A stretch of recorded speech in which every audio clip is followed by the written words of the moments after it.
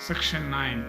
Sauti said, while those illustrious Brahmanas were sitting around the dead body of Pramadvara, Ruru, sorely afflicted, retired into a deep wood and wept aloud.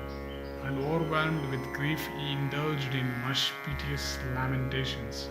And remembering his beloved Pramadvara, he gave vent to his sorrow in the following words. Alas, the delicate fair one that increased my affliction lieth upon the bare ground.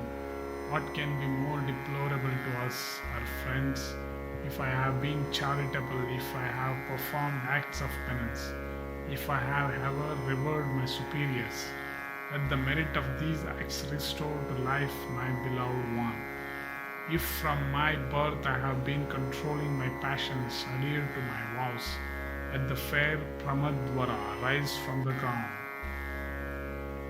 And while Ruru was indulging in these lamentations for the loss of his bride, a messenger from heaven came to him in the forest and addressed him thus. The words thou utterest, O Ruru, in thy affliction are certainly ineffectual. For, O pious man, one belonging to this world whose days have run out can never come back to life. This poor child of a Gandharva and Apsara has had her days run out. Therefore, O child, thou shouldst not consign thy heart to sorrow. The great gods, however, have provided beforehand a means of her restoration to life. And if thou compliest with it, thou mayest receive back thy Pramadvara. And Ruru replied, O messenger of heaven, what is that which the gods have ordained? Tell me in full, so that on hearing I may comply with it. It behoveth thee to deliver me from grief. And the celestial messenger said unto Ruru, resign off of thy own life to thy bride. And then, O Ruru of the race of Bhrigu, thy Pramadvara shall rise from the ground. O best of celestial messengers, I most willingly offer a moiety of my own life in favor of my bride. Then let my beloved one rise up once more in a dress and lovable form.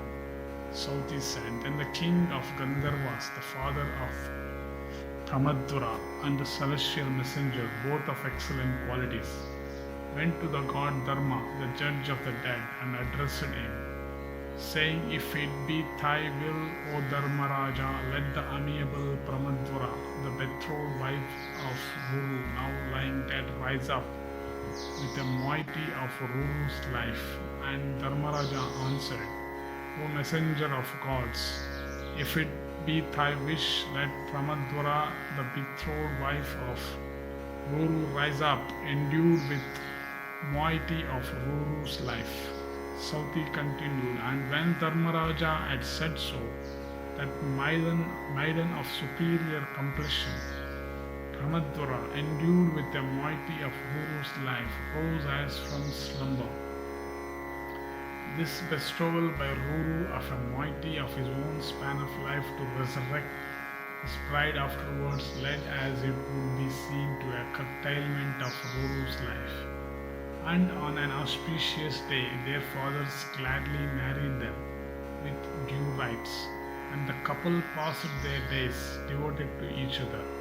And Ruru, having obtained such a wife, and his heart to be found beautiful and bright as the filaments of the lotus, made a vow for the destruction of the serpent race. And whenever he saw a serpent, he became filled with great wrath and always killed it with a weapon. One day, O Brahmana, Ruru entered an extensive forest, and there he saw an old serpent of the Dundhuba species lying stretched on the ground.